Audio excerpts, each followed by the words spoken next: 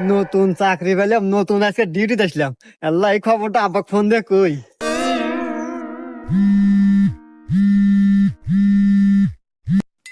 হ্যাঁ বাজান। হ্যালো আব্বা। আব্বা, আমি নতুন চাকরি পাচ্ছি, পুলিশের চাকরি পাচ্ছি। কই? তুই কি করিস বাজান? তুই পুলিশের চাকরি পাচ্ছু? হ্যাঁ, আমার শুনে আত্মাটা জুড়ে গেল বাজান। আমার কত স্বপ্ন ছিল তুই একটা চাকরি করবো, সরকারি চাকরি করবো। যাক বাজান, আমি খুব খুশি হয়েছি বাজান তুই চাকরি পাচ্ছু।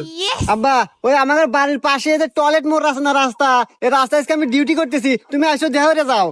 বাজান আমি এই সময় কিভাবে যাবো আমি বুঝতেছি না তো।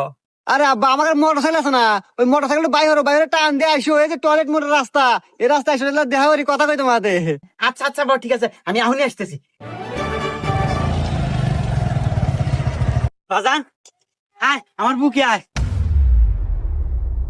আব্বা, বুয়ে পরে যাইতেছি। তুমি মোটর সাইকেল নিয়ে পারাইছো, তোমার মাথায় হেলমেট নাই, 500 টাকা জরিমানা দাও।